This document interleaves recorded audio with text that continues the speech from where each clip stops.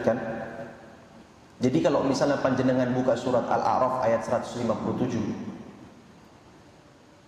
di situ dijelaskan karakteristik mereka yang mengikuti Rasulullah. Saya tidak bacakan ayatnya karena panjang sekali. Yang pertama, menyeru kepada kebaikan. Yang kedua, mencegah kemungkaran. Yang ketiga, menghalalkan yang baik. Yang keempat, mengharamkan yang buruk. Yang kelima, membebaskan beban dan belenggu. Yang keenam, mengikuti cahaya. Mereka itulah orang-orang yang beruntung. Jadi 6 karakteristik ini adalah followers sejati Nabi Shallallahu Alaihi Wasallam, dan 6 ini dimiliki oleh para sahabat. Baik, 6 ini dimiliki oleh para sahabat. Maka kalau misalnya ditanya, siapa yang paling rajin sholatnya setelah Rasulullah SAW? Abu Bakar. Siapa yang paling rajin sedekah setelah Rasulullah SAW? Abu Bakar. Siapa yang paling bagus muamalah dengan manusia setelah Rasulullah SAW? Abu Bakar.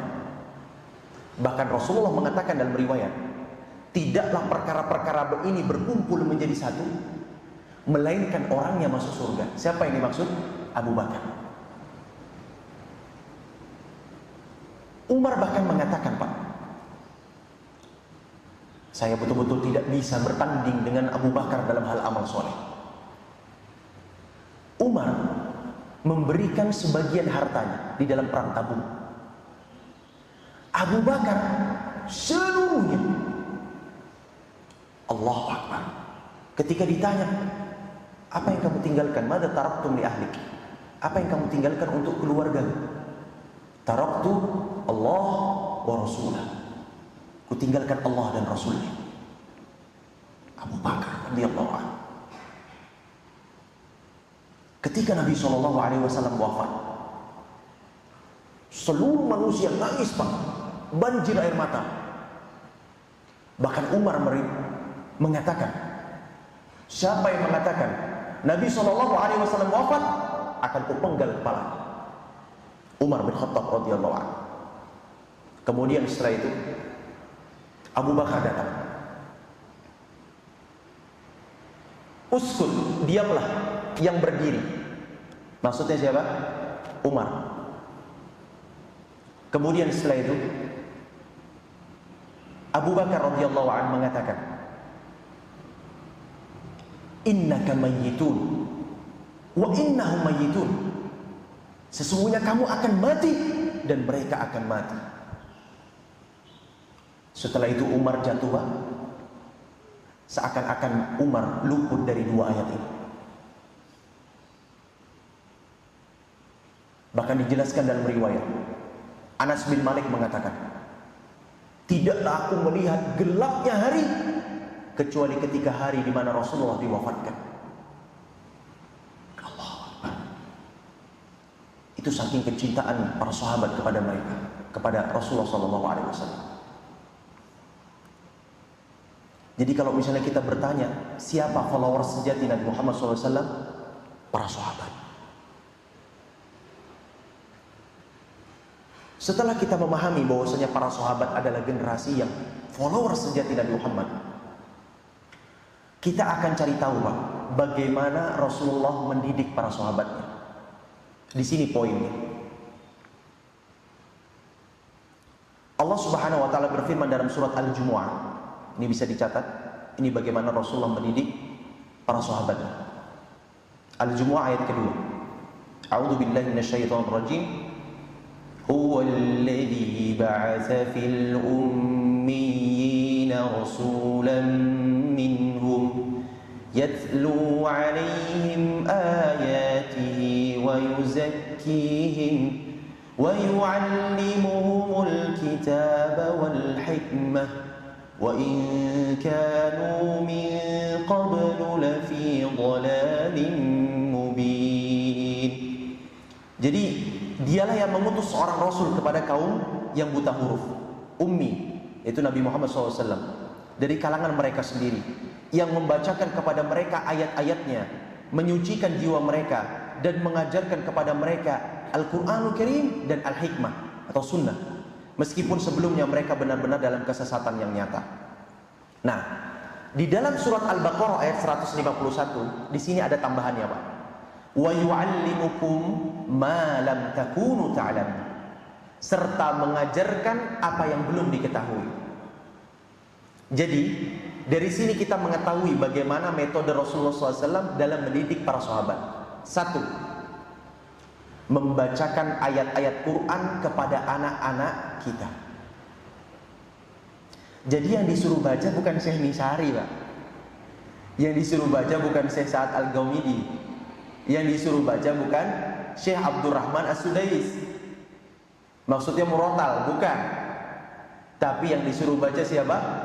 Bapaknya. Yang disuruh baca bapaknya. Kenapa saya tidak mengatakan ibunya? Karena beberapa banyak di Al-Quran itu mendudukkan antara bapak dengan anak. Luqman dengan anaknya, Ibrahim dengan Ismail. Mana mamanya? Tidak Allah berikan. Kenapa?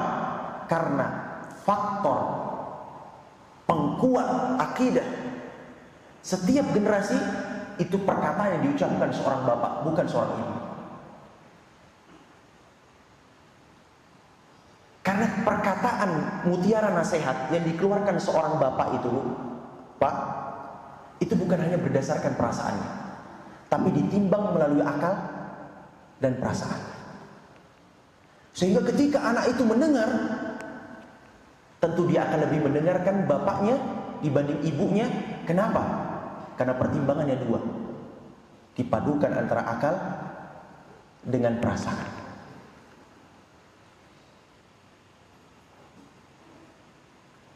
Jadi pertanyaannya, sampai sekarang sudahkah kita pernah membacakan ayat Quran kepada anak kita? Yang diminta itu, Pak, bukan setiap hari baca tuh, enggak.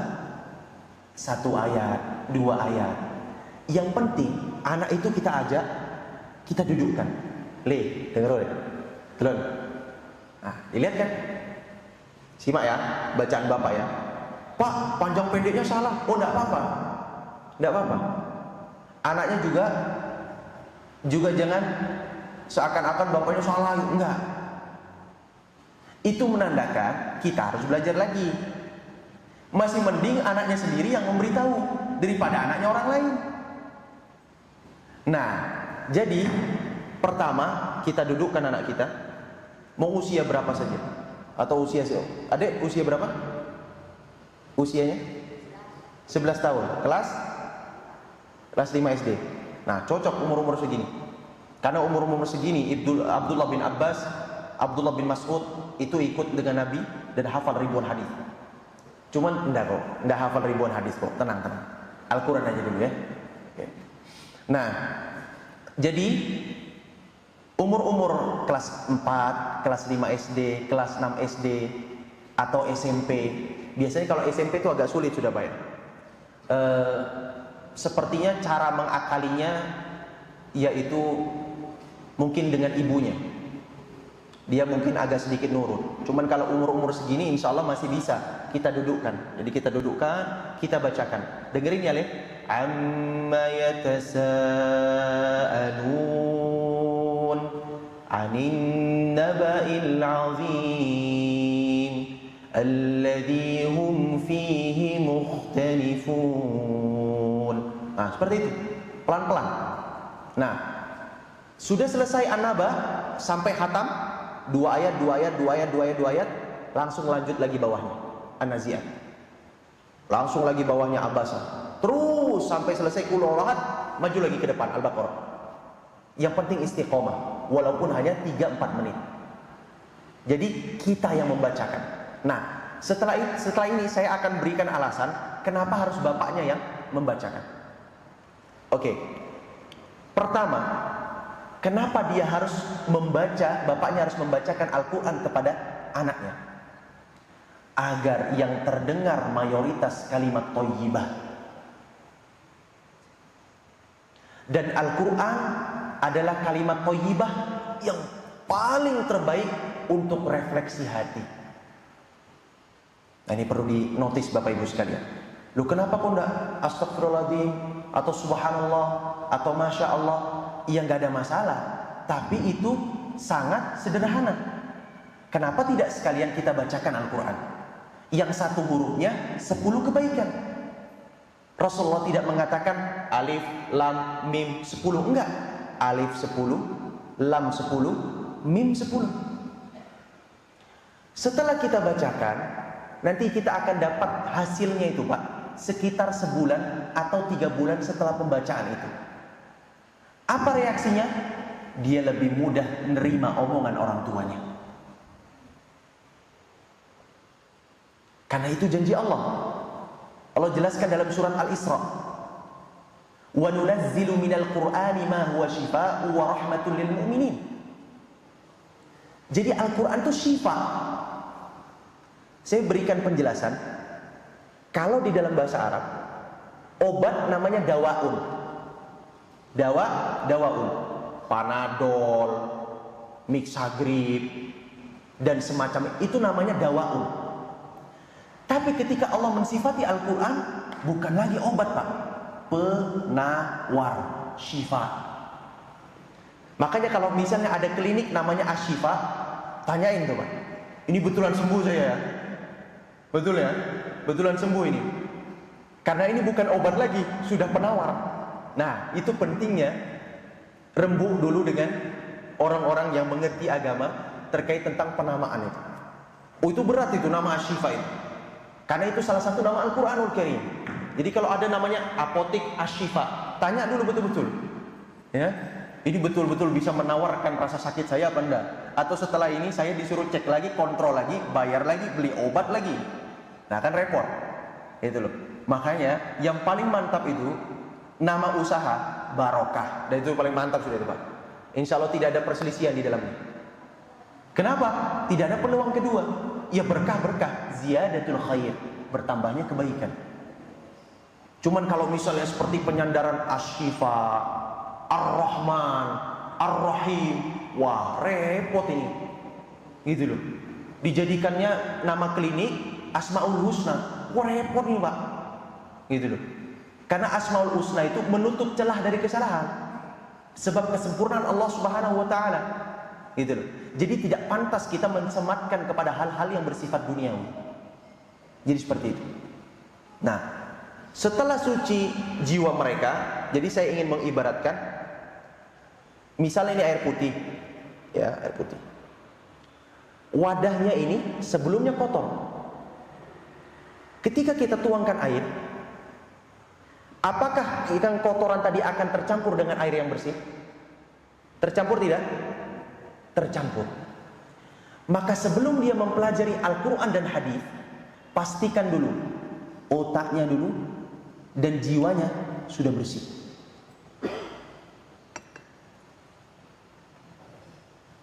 Banyak santri sekarang Pak, termasuk adik sepupu saya sendiri, ketika dia dimasukkan pondok, lulus 3 tahun, ketika ditanya masih mau enggak pondok pesantren? Mau. Itu berat loh Pak jawabannya. Orang tuanya membiayakan puluhan juta, tapi ternyata dia masuk pondok bukan karena keinginannya sendiri, tapi keinginan orang tuanya. Nah ini yang pengen saya dudukkan. Pastikan betul-betul jiwa mereka suci, yang bila dia pengen masuk pondok, dia sendiri yang mau, bukan karena paksaan orang lain. Karena output dari anak itu kelak yang menghasilkan dan yang kita menjadi bahagia karenanya, itu sebab kemauannya sendiri, bukan kita. Jadi kalau misalnya SMP mau masuk pondok tak? Enggak Bu, mau dekat orang tua aja. Sudah, nggak usah dipaksa. Saya mau masuk pondok Bu, tapi pulang ya seminggu sekali. Oh itu jangan itu. Itu bukan mondok namanya, cuma pindah koper. Namanya pondok pesantren, berpindahnya kita dari zona nyaman. Kalau misalnya kita masih cari zona nyaman terus, itu namanya bukan mondok Pak. Ini bukan saya menyinggung terkait tentang pondok-pondok yang sekarang mewah-mewah, enggak, wallahi enggak. Tapi ya sadar diri juga. Kalau dia mengatakan itu pondok pesantren, janganlah dikasih AC, janganlah pakaian dicucikan. Apa bedanya dia dengan di rumah kalau begitu? Maksud saya pondok pesantren itu fungsinya adalah mengeluarkan kondisi anak dari yang tadinya zona nyaman, dia beradaptasi dengan keadaan yang tak biasa di rumah. Itu pondok pesantren. Jadi kalau dia pindah, pakaian dicucikan, ada tukang bersih-bersihnya. Kemudian setelah itu bukan hanya dilondrikan Pak ya, boleh jadi fasilitas-fasilitas penunjang seperti AC, kipas angin, lemari dan lain sebagainya, atau bahkan ada kulkas di kamarnya. Saya tidak sepakat kalau ini pondok pesantren. Panjenengan kalau misalnya tahu Gontor itu dari zaman dahulu sampai sekarang, bukan fasilitas yang diperbagus, tapi SDM-nya, sumber daya manusia. Lihat alumni-alumni Gontor, Kementerian A, Menteri A, Menteri B, berada di posisi-posisi strategis. Kenapa? Karena tempaan di pondok itu keras. Keras saya tidak katakan keras itu harus pak, enggak, tegas. Oke? Sekarang memang saya tidak setuju apabila ada pemukulan dan lain sebagainya itu, karena tidak cocok lagi zamannya memang. Kalau di zaman saya Pak, sapu itu di paha saya bekas Pak, tiga garis. Apakah kami tersinggung? Enggak. Karena didikan orang tua saya itu, setiap apa yang kamu rasakan dari gurumu itu barokah. Saya ingat terus Pak, ya Allah jangan marah, kata emak ini berkah, kata emak ini berkah, kata emak ini baik. Jadi itu jadi mindset Pak, gitu. Nah anak zaman sekarang baru sama gurunya disentil gitu Pak, Bu, Pak, dijewer nah sama guru di kelas, kan berat kan? Sehingga memang ada downgrade di dalam hal tempaan mental. Maka panjenengan sedoyo, apabila ingin memasukkan anaknya ke pondok pesantren, pastikan dulu mau diarahkan sebagai penghafal Al-Quran atau mau dimasukkan ke pondok karakter. Kalau misalnya mau dimasukkan ke pondok penghafal Quran, dia sistemnya tertekan, tapi tertekan di dalam hal pikiran, pondok hafalan Al-Quran. Cuman kalau misalnya karakter, dia sebaliknya Pak, tidak tertekan di dalam hal otak mikir, tapi tertekan di dalam hal jasad. Nah tinggal dipilih mana yang sekiranya di dalam hati panjenengan itu cocok harganya di kantong dan cocok juga di hati. Oke? Dan sebelum memutuskan antara dua tipikal pondok ini, panjenengan pastikan yang mau masuk pondok itu anaknya atau orang tuanya. Oke? Setelah dipastikan kalau ternyata anaknya yang mau, monggo. Putusan ada di panjenengan. Mau diarahkan yang betul-betul mikir untuk hafalan Al-Quran, atau yang mau ditempa fisiknya agar bisa mendapatkan kekuatan mental di kedepan hari. Kalau pondok pesantren saya itu basicnya pondok karakter, sehingga kalau misalnya untuk hafalan tidak terlalu Pak. Namun pondok pesantren memfasilitasi ini loh pondok, ini loh apabila punya hafalan, apabila punya kemampuan membaca, ini loh wadahnya, ekstrakurikuler. Jadi ketika saya mondok, saya ambil ekstrakurikuler Al-Quran, seperti itu. Sehingga bukan hanya karakter yang didapat, tapi Al-Quran juga didapat. Ini saya rasa ini penting sekali. Nah, kemudian Poin berikutnya, setelah anak itu sudah bersih, jernih, sebagaimana saya ungkapkan dengan gelas tadi, ajarkan ilmu Al-Quran. Mulai tahsin. Sama siapa? Boleh sama gurunya, atau boleh sama ibunya, atau boleh sama bapaknya. Tapi kalau untuk yang tahap awal tadi, sudah saya katakan, wajib sama bapaknya. Oke? Wajib sama bapaknya. Seperti itu. Dan kemudian keempat, mengajarkan ilmu hikmah atau hadis.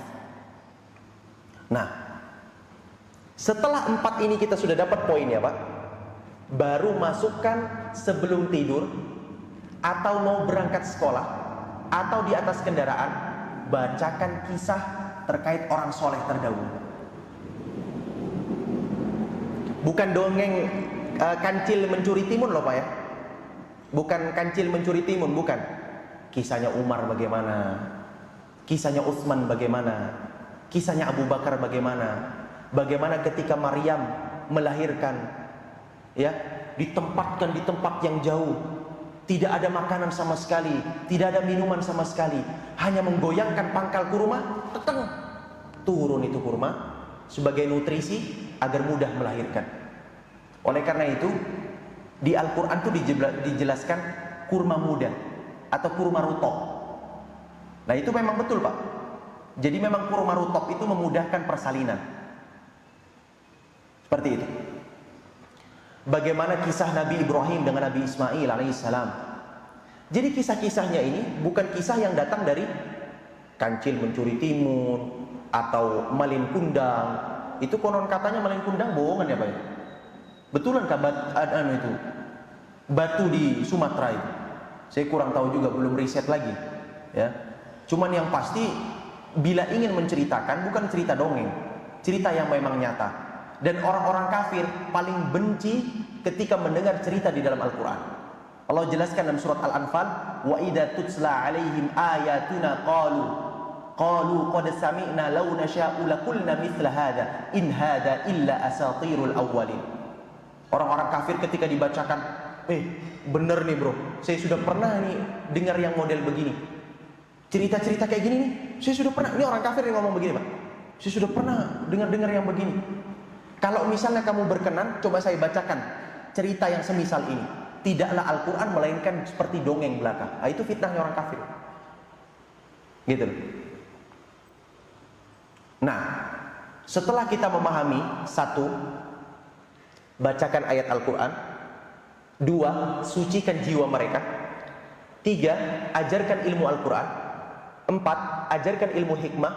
5, ceritakan dia ceritakan dia kisah Ashabul Kahfi, kisah-kisah yang memang nyata. Nah, 5 ini sudah kita pegang, saling berperan lah ya, suami dengan istri. Nah, kemudian poin yang ke-6, berikan keyakinan bahwa segala sesuatu yang ada di dunia ini sementara Pak. Dan itu yang mengucapkan wajib dari orang tuanya, dan dia wajib mendengar langsung dari orang tuanya. Sehingga tidak akan ada lagi isu mental health, kok kena mental ya, butuh healing. Itu kenapa? Karena dia cari jawaban bukan di rumahnya. Dia temukan jawaban itu ternyata bukan di rumahnya. Kemudian Rasulullah SAW mengatakan, ihfadillah yahfazka. Ini di dalam tunggangan loh Pak ya. Ibaratnya kalau di zaman sekarang ya di atas NMAX kita lah, ya kan? Di atas kendaraan yang bagus saat ini yang kita miliki itu. Mau ngantar anak sekolah, mau ngantar pulang. Nah itu momen nih. Ihfadillah yahfazka. Jagalah Allah, niscaya Allah akan menjagamu. Ihfadillah tajidhu tujahak. Jagalah Allah, niscaya engkau akan dapati Allah berada di hadapanmu. Kemudian setelah itu, idza sa'alta fas'alillah. Jika engkau memohon meminta mohon pada Allah. Ini tauhid loh ini Pak. Wa idza sta'anta fasta'in billah. Dan bila engkau memohon pertolongan, mohon pertolonganlah kepada Allah. Jadi jangan ke makhluk dulu. Misalnya anak-anak kita usia kelas 3 SD, kelas 2 SD, kelas 1 SD, dia minta mainan. Apakah kita langsung kabulkan? Jangan dulu. Minta dulu sama Allah, baru Bapak belikan. Sehingga apa? Menghadirkan kesan qanaah. Oh iya ya, bapakku ini begini. Sehingga kalau misalnya punya penghasilan tidak seperti metik daun. Nah itu pasti dia langsung mikir Pak, gitu. Jadi kalau misalnya kita langsung mau apa sih mau ini ya wes tak tukokno. Iya boleh sayang, tapi sayangnya panjenengan kalau begitu namanya membinasakan. Ya. Dampaknya bukan sekarang Bapak Ibu sekalian. Nanti ketika dia sudah menjadi pemimpin dalam rumah tangganya, di situ beratnya. Setiap apa mereka minta kita langsung kasih. Coba minta oleh sama Allah. Minta pertolongan sama Allah. Semoga Allah karuniakan rezeki melalui Bapak sehingga Bapak bisa belikan kamu mainan. Jadi pengaturan bahasa ini penting Bapak Ibu. Tidak langsung, Pak mau enme, oh ayo kita ke dealer. Waduh, enak Pak ya, gitu loh. Nah jadi kalau misalnya minta sesuatu yang sekiranya itu bagi orang banyak itu, kalau misalnya minta yang sederhana kayak misalnya tas, ya nggak masalah Pak. Maksudnya yang sederhana dan juga memang kebutuhan dia sekolah nggak ada masalah. Cuman kalau memang sifatnya ini keinginan dia, jangan langsung dituruti. Karena ini bukti sayangnya kita kepada mereka. Itu loh. Karena ketika nanti di pondok pesantren, apa yang dia pikirkan itu tidak ada di hadapannya, Pak. Dia mau cari makan ayam goreng, ayamnya sudah kecil dibagi 2 lagi. Sayurnya wortel, mihun, itu pun kembang kolnya itu putus 1, Pak. Nah, itu makanan di pondok itu. Nah, kalau di pondok pesantren makanannya, ini saya bukan menjustifikasi makanan harus mewah, enggak. Sederhana. Kalau orang Jawa kan, kerupuk bisa jadi lauk, betul Pak? Kerupuk bisa jadi lauk bagi orang Jawa. Tapi bagi orang Medan enggak bisa. Ya. Saya pernah dapat cerita dari salah satu ustadz. Jadi ketika dia di Jawa ini masih adaptasi baru datang ke Malang, dia makan tanpa nasi, tempe, kemudian telur, setelah itu tahu. Langsung dibilang sama temannya orang Jawa, itu untuk lauk itu. Astagfirullahaladzim, di Medan ini langsung dimakan. Nah, itu dia. Jadi kalau misalnya sebenarnya mau berkaca dari kacamata syukur dan qanaah, orang Jawa juaranya, Pak. Gitu. Kerupuk bisa jadi lauk. Makannya kerupuk, bayanginnya ikan, bayanginnya ayam, bayanginnya yang di restoran-restoran, itu orang Jawa itu. Nah, filosofi ini wajib kita pertahankan. Karena itu yang membantu setiap generasi kita qanaah. Merasa cukup terhadap apa yang dimiliki. Seperti itu. Nah, jadi kesimpulannya dari kajian pagi hari ini, apabila kita ingin mendidik generasi kita menjadi generasi yang soleh, soleha, dan juga membanggakan di yaumil qiyamah, ingat, pasang targetnya jangan tinggi-tinggi Pak. Itu dulu satu. Karena begini, ketika kita menyadari, ya Allah, aku harus baca Quran kayak ini maksud aku pengen anakku hafid Quran mungkin 30 juz. Kalau misalnya baca ayat-ayat yang sulit, misalnya baca A, baca B, baca C, terus tidak mikir, ya mikirnya jangan panjang-panjang dulu. Oke? Setelah mikirnya tidak panjang-panjang, tanamkan dulu akidah yang kokoh. Keyakinan yang kuat kepada Allah Subhanahu wa taala. Menyadari bahwa semua yang ada di dunia ini bukan milik dia. Menyadari bahwa saya di dunia ini sifatnya semu sementara. Apa yang boleh jadi punya dia saat ini, boleh jadi besok punya orang lain. Nah, itu dulu. Sudah beres pergerakan itu, baru pasang target. Oh, kayaknya enaknya setelah ini anakku tak suruh hafalin Quran. Panjenengan tahu Ibnu Abbas? Ibnu Abbas itu sahabat Nabi SAW. Bapaknya itu paman Nabi. Bapaknya itu Abbas itu Pak, pelaku riba paling top di zaman. Bapaknya Abdullah bin Abbas, yaitu Abbas radhiyallahu anhu. Saudagar kaya, paman Nabi SAW. cuman pelaku riba. Dan orang yang pertama kali dibebaskan oleh Nabi dalam hal riba, utang ribanya, adalah pamannya Abbas radhiyallahu anhu. Karena dia sudah tahu bahwasanya kesibukannya adalah bersaudagar atau pedagang. Sehingga Abbas cari tahu nih Pak, gimana supaya anak saya dekat sama Nabi. Saya kan sibuk nih, Abbas kan sibuk. Bagaimana caranya anak saya dekat sama Nabi? Setiap hari Pak, Ibnu Abbas ikut sama Nabi SAW. Yang paling sering ikut kajian Nabi SAW adalah Ibnu Abbas. Bahkan Ibnu Abbas ini yang mendapatkan doa dari kanjeng Nabi SAW, Allahumma faqihu fid din wa 'allimhu ta'wil. Ya Allah, karuniakanlah ilmu agama bagi Ibnu Abbas dan cara memahaminya dengan baik. Itu. Di sini cerdasnya orang tua. Dia tahu, dia sibuk di dalam hal berdagang dan sebagainya, tapi jangan luput di anaknya.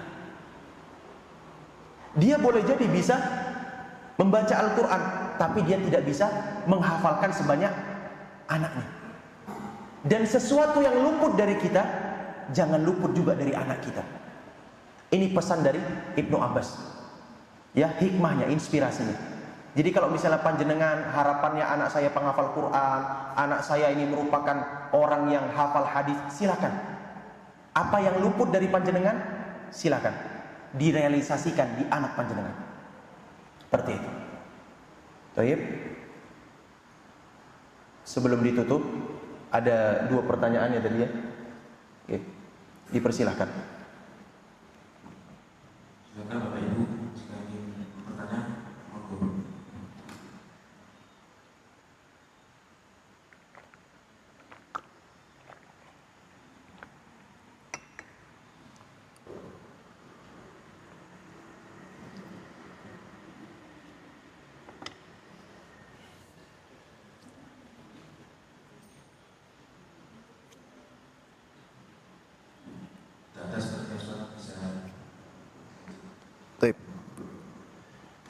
Ada tadi yang saya terlupa sebelum saya tutup. Jaga konektivitas anak kita dengan gadget. Jadi dibatasi dalam sehari itu berapa lama dia mainnya. Karena gadget itu Pak, sebagaimana yang saya baca, itu mematikan saraf-saraf ideal di dalam otak kanan kita dan otak kiri kita. Oleh karena itu, bila panjenengan sayang dengan anak panjenengan, paling maksimal 1 jam. Paling maksimal 1 jam. Betapa banyak di internet itu saya lihat di Instagram, mata anaknya itu sampai berair Pak. HP-nya itu sampai berasap. Kenapa? Karena sering melihat gadget, sering-sering main. Jadi kalau misalnya anak kita ketika dipanggil le, baru nyaut, boleh jadi ya mungkin karena faktor gadget Bu, Pak. Ya. Oleh karena itu bila panjenengan sayang dengan anak panjenengan, dibatasi setiap hari itu mainnya berapa jam. Seperti itu. Oke? Karena sudah selesai dan tidak ada pertanyaan, kita akhiri dan kafaratul majelis. Subhanakallahumma wa bihamdika asyhadu an la ilaha illa anta astaghfiruka wa atubu ilaik. Al-haqqu min rabbik fala takunanna minal mumtarin. Kebenaran datangnya dari Allah dan kesalahan murni datangnya dari saya pribadi. Wassalamualaikum warahmatullahi wabarakatuh.